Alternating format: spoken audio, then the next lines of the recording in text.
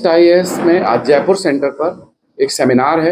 उस सेमिनार में स्टूडेंट्स को सिविल सेवा परीक्षा और राजस्थान एडमिनिस्ट्रेटिव सर्विस परीक्षा के बारे में जानकारी दी जाएगी।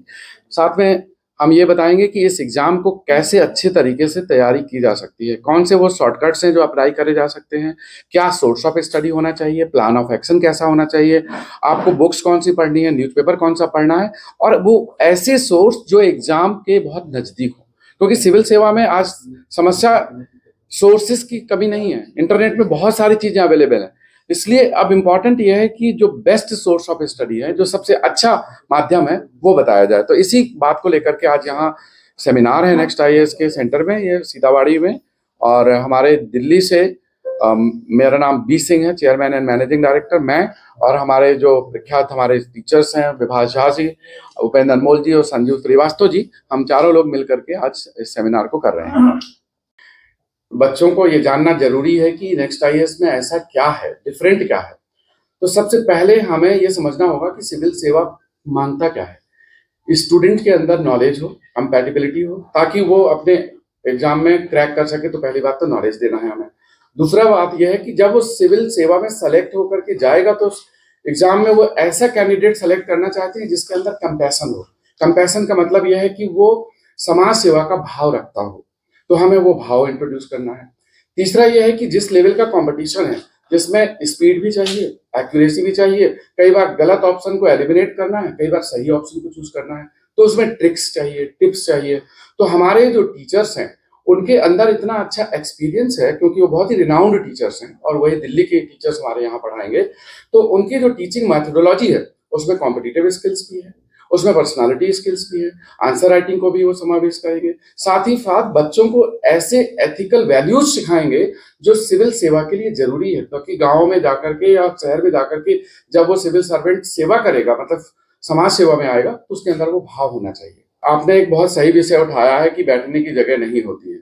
अभी आपने शायद देखा होगा कि सेंट्रल गवर्नमेंट ने भी कोचिंग के लिए गाइडलाइंस इशू की है, और कुछ समय पहले जो सेंट्रल कंज्यूमर प्रोटेक्शन अथॉरिटी है उसने भी कई इंस्टीट्यूट्स को नोटिस दिए थे कि इस बात के लिए कि फायर एग्जिट है कि नहीं है, बैठने की सुविधा, बिल्डिंग के नॉर्म्स। तो हमने इन चीजों पर खास ध्यान रखा है। आप अगर हमारे प्रमाइस में आप आए हैं, आपने नोटिस किया होगा कि चाहे वो बैठने की सुविधा हो या फायर एग्जिट हो, या इन सारी चीजों का हमने अलग से ध्यान रखा है। दूसरा, आपने जो कहा कि यहाँ ऑलरेडी इस्टेब्लिश्ड इंस्टीट्यूट्स हैं, वो तो दिल्ली में भी है। दिल्ली तो सबसे बड़ा हब है, लेकिन आज नेक्स्ट आईएएस स्टूडेंट्स की पहली पसंद बन गया है। तो उसका कारण यही है कि सिलेक्शंस, जैसे लास्ट ईयर जो रिजल्ट आया है सिविल सर्विसेज 2022 का, उसमें 934 बच्चों का फाइनल रिजल्ट आया था। उसमें से 624 बच्चे ऐसे थे जो नेक्स्ट आईएएस के किसी न किसी कोर्स से जुड़े हुए थे। उसमें से जो हमारे क्लासरूम का फाउंडेशन कोर्स का बच्चा था, फर्स्ट अटेम्प्ट में 5th रैंक लेकर के आया, और वो डायरेक्ट डॉक्टर मयूर हजारिका। तो ये प्रूफ है हमारे स्टूडेंट्स का कि जिन्होंने एक ही बार कोचिंग करके पहले अटेम्प्ट में टॉप 10 में रैंक लाए हैं। तो ये टीचिंग क्वालिटी और लर्निंग एनवायरनमेंट, इन दोनों चीजों पर ये डिपेंड करता है। एक तो पढ़ाई अच्छी हो, पढ़ाने वाले अच्छे हो, दूसरा वहाँ पढ़ने का जो माहौल है वो भी अच्छा हो। सबसे अच्छी बात आपने जो सवाल किया और सर ने बड़ा अच्छा जवाब भी दिया। जैसे सामान्यतः ये कहा जाता है कि यही गवर्नमेंट एम्प्लॉई हैं और गवर्नमेंट एम्प्लॉय काम नहीं करते, लेकिन वही सेम गवर्नमेंट एम्प्लॉय को आप देखिए इसरो डीआरडीओ में बहुत अच्छा रिजल्ट दे रहे हैं। पूरी दुनिया में इमरजेंस हो रहा हमारा टेक्नोलॉजी के रूप में। सर ने जिस तरीके का यूपीएससी के लिए कल्चर होना चाहिए, जो इन्वायरमेंट होना चाहिए और जो उसके स्टैंडर्ड है, जो उसके मानक है, उसके अनुसार नेक्स्ट आईएएस के स्टैंडर्ड को सेट किया, बहुत शोध और बोध के साथ। पिछले कुछ वर्षों में आप देखेंगे नेक्स्ट आईएएस जब शुरू हुआ तो लोग सोच रहे थे दिल्ली में कि अभी इसको फाइट करने में बहुत समय लगेगा, लेकिन आपने देखा मात्र कुछ ही वर्षों में नेक्स्ट आईएएस सबसे बड़ा इंस्टीट्यूट बन गया और आज विद्यार्थी पहले नंबर पर उसे पसंद कर रहे हैं। तो वो क्यों पसंद कर रहे हैं? क्योंकि वास्तव में यूपीएससी की जो जरूरत है उसके अनुसार काम किया गया। अगर आपको ओलंपिक में गोल्ड मेडल लाना है तो आपको ओलंपिक के ढंग से अपनी तैयारी करनी होगी। ज्ञान और समझ बहुत सारे लोगों के पास है, कंटेंट लोगों के पास है, लेकिन जिस तरीके का जो स्टैंडर्ड और मानक है यूपीएससी का, उस लाइनों लेंथ पर, उस शोध और बोध के साथ नेक्स्ट आईएएस ने बहुत बड़ा काम किया है। और मुझे लगता है क्योंकि मैं पिछले यहाँ 15-16 वर्षों से लगातार काम कर रहा हूँ, राजस्थान के बच्चों में बहुत पोटेंशियल है, बहुत क्षमता है, लेकिन समस्या है कि यहाँ पर जो नजरिया है सामान्यतः यहाँ की कोचिंग संस्थाओं और लोगों का, हम किसी पे कमेंट नहीं कर रहे, लेकिन वो उस स्टैंडर्ड का नहीं है। कहा जाता है जैसा होगा नजरिया वैसा होगा नजारा। कोयल अपनी कूक से, पेड़ अपने फल से, खेत अपने उपज से और व्यक्ति अपनी सफलता से पहचान प्राप्त करता है।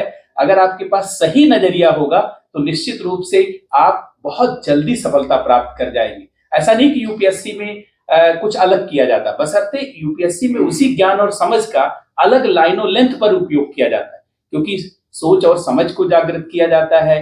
अपनी समझ को इस तरीके से उसका जागरण किया जाता है ताकि हम मेंस में जब अपने प्रश्न को लिखें तो बहुत डाइजेस्टेड फॉर्म में जो हमारा नॉलेज है उसको हम डिस्पोज कर सके 150 150 वर्ड्स में, 200 वर्ड में, 250 वर्ड में। जैसे आरएस में आप देखें 15 शब्दों में, 50 शब्दों में, 100 शब्दों में जो है लिखा जाता है।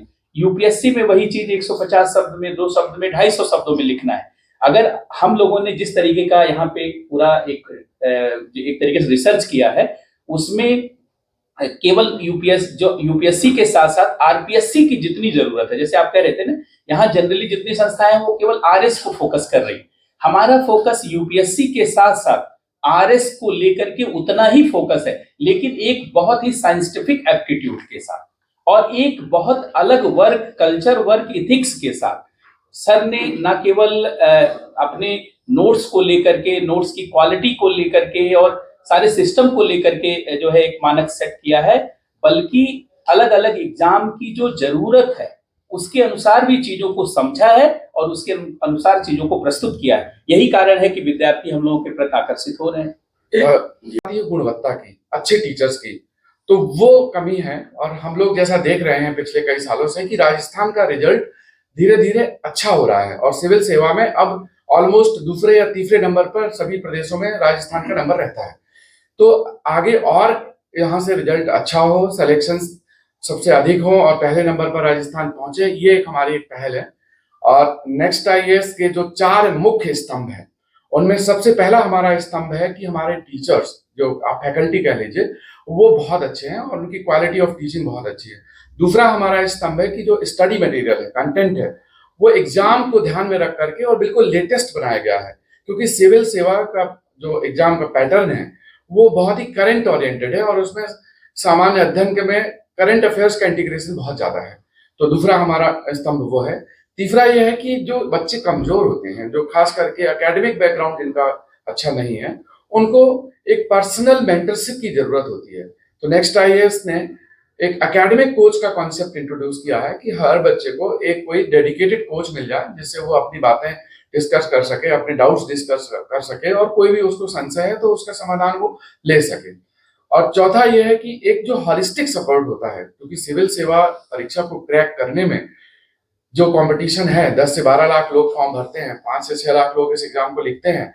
इस इतने बड़े कंपटीशन में इम्पोर्टेंट है कि आप अपने आप को दूसरों से कैसे अलग तरीके से एग्जाम में लिख करके क्रैक कर सकते हैं। तो उसके लिए जरूरी है कि संपूर्ण पाठ्यक्रम जिसमें आंसर राइटिंग भी हो और प्रैक्टिस क्वेश्चंस, जिसमें टेस्ट सीरीज, प्रीलिम्स की टेस्ट सीरीज, मेंस की टेस्ट सीरीज और मेंटरशिप प्रोग्राम, इन सब के अलावा डेली करंट अफेयर्स है, न्यूज़पेपर रीडिंग है, ये सारी चीजों का समावेश किया गया है। तो ये नेक्स्ट आईएएस की खास बात है। एक बात और मैं इसमें ऐड करना चाहूंगा कि जो बच्चे इकोनॉमिकली वीक हैं और फाइनेंशियली कमजोर हैं, उनके लिए हमारे यहाँ स्कॉलरशिप की सुविधा है। और इनिशियली क्योंकि ये सेंटर हमारा लॉन्च हो रहा है और हमारा एक ये टोंक रोड में सेंटर है और एक अभी गोपालपुरा बाईपास पर भी सेंटर आ रहा है रिद्धि सिद्धि के पास। तो जो बच्चे अभी इनिशियल आएंगे उनको 50% डिस्काउंट का प्रोविजन किया गया है और जो आर्थिक रूप से कमजोर हैं, जो बहुत ही ग्रामीण पृष्ठभूमि पे आते हैं, उनके लिए विशेष सुविधा की गई है, उनको हम स्पॉन्सर करके पढ़ाएंगे। आपने पूछा कि हम अलग क्या कर सकते हैं। मुझे ऐसा लगता है कि जो हमारी टीम है, दिल्ली में भी हमने ऐसा किया है और हमारे स्टूडेंट उसके, इनफैक्ट लास्ट 2 साल से राजस्थान के 2 बच्चे मेरे इकोनॉमिक्स ऑप्शनल से बाहर निकल के आ रहे हैं। दोनों, एक आईपीएस बने विशाल जहांगीर, एक आईएएस बने राकेश कुमार, और दोनों राजस्थान के बच्चे हैं। तो और ये मुझसे ऑप्शनल पढ़ते थे इकोनॉमिक्स के। एक बात मैं कहूंगा जो हम करते हैं, जो मुझे नहीं पता बाकी लोग करते हैं या नहीं, लेकिन हमारी तरफ से हम बच्चों को इस बात का पूरा संज्ञान दे सकते हैं कि हम 24/7 बच्चों के लिए हैं। 12 बजे रात को भी उनको उनके मैसेज का जवाब मिलता है, 5 बजे सुबह भी उनके मैसेज का जवाब मिलता है, प्रीलिम्स के एग्जाम खत्म होते ही हम सॉल्यूशन सेट देते हैं बच्चों को। तो मुझे लगता है कि हमें नहीं पता बाकी लोग कैसे करेंगे, क्या कर रहे हैं, बच्चों को क्या सुविधा मिल रही है, लेकिन मुझे ये कॉन्फिडेंस है कि जो सुविधा हम दे रहे हैं वो नहीं दे सकते लोग, क्योंकि हम बच्चों को कॉमर्स नहीं मानते, प्यार मानते हैं।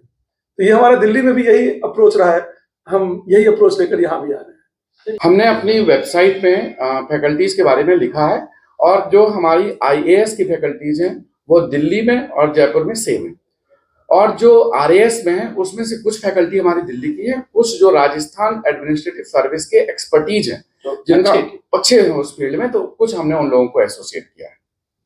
चीफ एडवाइजर हैं नेक्स्ट आईएएस के, वो हैं श्री भीमसेन बस्सी, जो आईपीएस थे, पहले दिल्ली के पुलिस कमिश्नर थे, उसके बाद यूपीएससी के 5 साल मेंबर रहे, और उसके बाद यूपीएससी से रिटायर होने के बाद वो नेक्स्ट आईएएस के एडवाइजर हैं। उनके ही दिशा निर्देशों में नेक्स्ट आईएएस में सिविल सेवा की इंटरव्यू की पूरी प्रिपरेशन कराई जाती है और उसकी पूरा करिकुलम तैयार किया जाता है। हमारे बहुत सारे फैकल्टीज ऐसे हैं जो विजिटिंग फैकल्टी हैं, जो अभी पार्ट टाइम कभी संडे सैटरडे को भी वो क्लास ले पाते हैं, या जो रिटायर हो चुके हैं वो आते हैं। कुछ ऐसे भी हैं जिन्होंने सिविल सेवा से रिजाइन कर दिया, रिजाइन करने के बाद वो हमारे साथ टीचिंग में है। उसमें एक इंडियन रेलवे पर्सनल सर्विसेज के हैं और एक इंडियन सिविल अकाउंट से हैं। तो 2 ऐसे टीचर्स हैं जिन्होंने सिविल सेवा से ही रिजाइन करके पढ़ाना शुरू किया है। और बहुत सारी विजिटिंग फैकल्टी तो हर वीक में या जनरल आते ही रहते हैं क्लास। देखिए, मेरा जहाँ तक समझ है कोचिंग के संदर्भ में, कोई भी संस्थान केवल ईंट गारे सरिया से नहीं बनता। उसमें शिक्षक, क्योंकि हम मॉल बना भी नहीं रहे कि एक इन्वेस्टमेंट कर दिया और बन जाएगा। इसमें शिक्षक, इसके साथ उनकी प्रतिबद्धता, गुणवत्ता, और बी सिंह सर से जब से मैं बात कर रहा हूँ, उन्होंने ये कभी नहीं कहा कि बैच फुल कैसे होगा, हमारे पास कितने बच्चे आएंगे। उन्होंने यही कहा कि एक बच्चे के पास भी ये शिकायत ना हो कि शिक्षक उपलब्ध नहीं है, गुणवत्ता युक्त नोट्स नहीं है, हम टेस्ट दिए तो उसका रिजल्ट अभी नहीं मिला। इसके अलावा जब बच्चा एडमिशन लेता है तो हो सकता है उसी साल उसका सिलेक्शन ना हो, ऐसा प्राय होता है। तो उसे बाद में भी एक अच्छे केयर की आवश्यकता होती है। और सर को जब भी मैंने बात करते सुना, हमसे भी या और शिक्षकों से भी, सर ने इसी बात को पोस्ट किया तो उनको एक्स्ट्रा केयर बैच के बाद ही मिले। और जो नेक्स्ट आईएएस ने दिल्ली में प्रूव किया है, उसी एक बेहतर स्ट्रेटजी के साथ, रणनीति के साथ, गुणवत्ता के साथ, प्रतिबद्धता के साथ जयपुर में और भी कुछ सिटीज में सब प्लान कर रहे हैं। खासकर राजस्थान का हिंदी माध्यम में रिजल्ट पिछले दशक से बहुत तेजी से सुधरा है, एक कारण यह भी है। और हिंदी माध्यम के रिजल्ट के प्रति सर खासकर सुधारने के लिए बहुत प्रतिबद्ध भी है, इसलिए दिल्ली में भी हिंदी माध्यम को प्रारंभ किया गया है। सर का रणनीति वही है हम सभी का कि केवल मॉल न बने, निवेश की तरह एक ऐसा संस्थान बने जिसमें लगाव शिक्षक और विद्यार्थियों के बीच एक भावुकता का हो, ताकि चयनित होने के बाद उन्हें लगे कि जैसे एक गुरुकुल था। नाम तुम्हारे नेक्स्ट आईएएस है, और मैं सबको इसके लिए बधाई भी देता हूँ। इसमें मैं एक चीज ऐड करना चाहूंगा। इन्होंने सवाल पूछा था कि आप यहाँ आए हैं, एक्चुअली ऐसा है नहीं, हमें बुलाया गया है। स्टूडेंट्स ने हमें मेल लिखे हैं और बहुत सारे बच्चे हमें संपर्क करके आए कि सर हम दिल्ली में रहना खाना अफोर्ड नहीं कर सकते। दिल्ली का आज 20,000 रुपये पर मंथ का खर्चा होता है एक बच्चे के रहने का। तो उन बच्चों ने हमें बहुत रिक्वेस्ट की, मेल लिखे, मल्टीपल मेल लिखे। तब हमने सोचा कि नहीं, हमें जाना चाहिए। अगर बच्चा हमसे ही पढ़ना चाहता है, दिल्ली नहीं आ सकता, तो हमें वहाँ जाना चाहिए। हमारे यहाँ आने का एक उद्देश्य हमारे बच्चों का लगाव है, और वो बच्चे हमें खींच करके लाए हैं। और ये बच्चे वो हैं जो आगे रिजल्ट देंगे। अब आप देखेंगे कि 2 साल बाद, 1 साल बाद यही बच्चे सेलेक्ट होकर के आईएएस, आईपीएस, आईआरएस बन के बैठे होंगे, या फिर आरएएस में एसडीएम बन के बैठे होंगे। तो इन बच्चों का हमारा लगाव। इनिशियली हमारा कोई स्क्रीनिंग क्राइटेरिया नहीं है, लेकिन एक हमने बच्चों की सहूलियत के लिए क्राइटेरिया ये रखा है कि अगर कोई बच्चा इकोनॉमिकली वीक है और टैलेंटेड है, जिसके फादर या मदर नहीं अफोर्ड कर सकते, तो उनके लिए हमने एक स्कॉलरशिप टेस्ट का प्रोविजन किया है। उनको टैलेंट से ले सकते हैं। दूसरा एक और प्रावधान है, जिन बच्चों के पेरेंट्स नहीं है, अगर उनके माता पिता का किसी आकस्मिक स्थिति में देहांत हो गया, तो ऐसे बच्चों को हम पर्सनल लेवल पे, मैं उनको 100% पैशन इसलिए कह रहा हूँ। देखो, मैं आईईएस में था, इंडियन इंजीनियरिंग सर्विसेज में, और ग्रुप ए की सर्विस में था, और मैंने अपनी सर्विस के 1 साल बाद ही रिजाइन करके टीचिंग मैंने चूज कर लिया।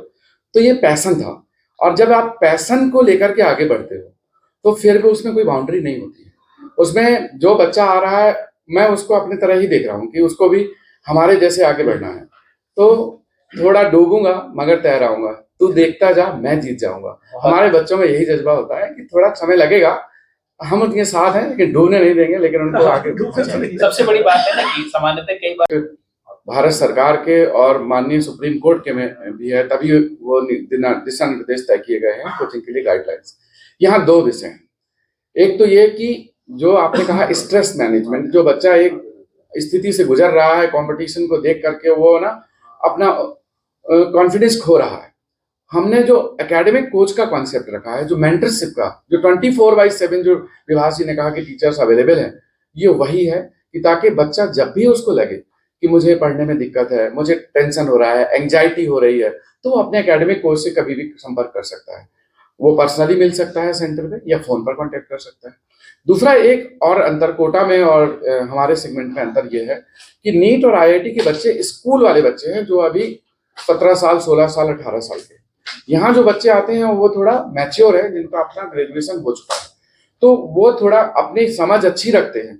और साथ में इसमें इंस्टीट्यूट का बहुत बड़ा रोल होता है और हमें वो रोल प्ले करना है और हम प्ले करते हैं। यही नतीजा है कि आज तक के इतिहास में हमारे नेक्स्ट आईएएस का या मेडी जी का कोई बच्चा डिप्रेशन में नहीं गया। हमने उन बच्चों को इस लेवल पर सहयोग किया है कि उनको जब भी जो सहूलियत चाहिए हम उनके साथ खड़े हैं, क्योंकि वो जब बच्चा अपने घर से आ जाता है तो हम ही उनके गार्जियन हैं। 7 लोग हमारे आपके जी, हमारे स्टूडेंट, हमारे क्लासरूम के स्टूडेंट, और मुझे लगता है शायद आप लोग जानते भी होंगे अगर इस विषय से जुड़े होंगे। उसमें मैं आपको एक और भी बात बताऊंगा कि मुझे ऐसा लगता है हम लोग जिस चीज पे काम करते हैं, जो भी हमारी टीम करती है, जो डायरेक्टर से भी हमें बताते हैं कि जो बच्चा अच्छा है वो तो अपना रिजल्ट हमारे थोड़े एफर्ट से कर लेगा। हमारी टीचिंग क्वालिटी तब साबित होती है जब हम उस बच्चे से रिजल्ट निकाल लें जो एवरेज है। तो सिविल सर्विसेज का जो मूल उद्देश्य है वो यही है, जब बच्चा सेलेक्ट होकर के आईएएस बनेगा, एक पंक्ति में 4 लोग खड़े होंगे, उसमें से एक गरीब है, कमजोर है, एक मिडिल क्लास का, एक अपर मिडिल क्लास का और एक बहुत रिच आदमी। तो उस आईएएस की जिम्मेदारी ये है कि सबसे पहले वो उसको हेल्प करे जो सबसे लास्ट है। बिल्कुल। तो अगर हमारे सिविल सेवा का भाव ही वही है तो हमारे पढ़ाई में या हमारे शिक्षा में वही भाव होगा। ये हमारा इम्पोर्टेंट कल्चर है, ये हमें करना होता है और यही जरूरत भी है। इंजीनियरिंग सर्विस और गेट की तैयारी कराती है। पिछले 10 साल से हम लोग जयपुर में हैं और वही टीचर पढ़ाते हैं जयपुर में जो दिल्ली में पढ़ाते हैं। वो प्रूवन है। ये कैसे पॉसिबल है जी? हमारे टीचर रोटेट होते हैं। होता क्या है, जैसे ये इकोनॉमिक्स पढ़ाते हैं या ये साइंस टेक पढ़ाते हैं, तो इन्होंने अपना साइंस टेक का वहाँ का सिलेबस कंप्लीट कर दिया। अब यहाँ वाले बैच में आ गए साइंस टेक में, वहाँ जब तक ज्योग्राफी स्टार्ट हो जाएगा। तो एक सब्जेक्ट में जैसे जनरल स्टडीज है, उसमें कम से कम 15 से 20 टीचर होते हैं। तो कुछ लोग वहाँ क्लास ले रहे हैं, कुछ यहाँ क्लास ले रहे हैं। जब इनका यहाँ कंप्लीट हो जाएगा वहाँ से कंप्लीट करा देंगे। वैसे ऑनलाइन का थोड़ी कोई आपका वहाँ से? ऑनलाइन का भी है, ऑनलाइन का भी। नेक्स्ट आईएएस का ऑफलाइन और ऑनलाइन दोनों सुविधाएं हैं। जो बच्चे नहीं आ सकते हैं, दूर दराज में है, जॉब में है, मेडी के बारे में तो लोग ये कहते हैं कि 4 साल हमारा बीटेक जो है इंजीनियरिंग कॉलेज में, 1 साल मेडी दी। ये कॉमन परसेप्शन है स्टूडेंट का और सब बोलते हैं, सीधे बोलते हैं। वो रिजल्ट विजिबल है। आप देखिए इंजीनियरिंग सर्विस में 95% से ऊपर होगा, कम नहीं होगा। 95% बच्चा मेडिजी का सेलेक्ट होता है और उसमें से 80% बच्चा क्लासरूम कोर्स का होता है। तो ये क्वालिटी जो हमने प्रूव की है वहां पर, वही वजह है कि नेक्स्ट आईएएस में हमें बच्चों ने ट्रस्ट किया और हमारे जो उसी गुणवत्ता के साथ जब हम यहाँ आए तो हमें रिजल्ट ऐसा यहाँ भी मिला टोटल। और उसमें से 624 बच्चे ऐसे थे जो हमारे किसी न किसी कोर्स में जुड़े हुए थे, 2 कोर्स में, 1 कोर्स में, 3 कोर्स में। तो ये तो 2/3 के आसपास पहुंच गया। 2/3 सिलेक्शन तो है ही है। हाँ, इसमें एक चीज जरूर कहूंगा कि बहुत सारे ऐसे बच्चे हैं जो मल्टीपल जगह भी कोर्स लेते हैं। तो हमारे जो मल्टीपल कोर्सेज, पहले जवाब दे दिया। हाँ, ये मल्टीपल कोर्सेज होते हैं। कई बार कोई किसी पार्ट में, कोई दूसरी जगह भी रहा या इंटरव्यू में चला गया। हमारा जो क्लासरूम का हाईएस्ट रिजल्ट था, फर्स्ट रैंकर, फर्स्ट अटेम्प्ट वाला, वो 5th रैंक था, मयूर हजारी का। पहले अटेम्प्ट में, पहली बार में 5th रैंक। और बॉयज कैटेगरी में तो टॉपर था, फर्स्ट 4 गर्ल्स थी। तो रिजल्ट तो अपने आप आएगा अगर टीचिंग क्वालिटी अच्छी होगी। तो रिजल्ट है ही है, या 60% तो आप सबसे बढ़िया बात ये लगी कि भाई अगर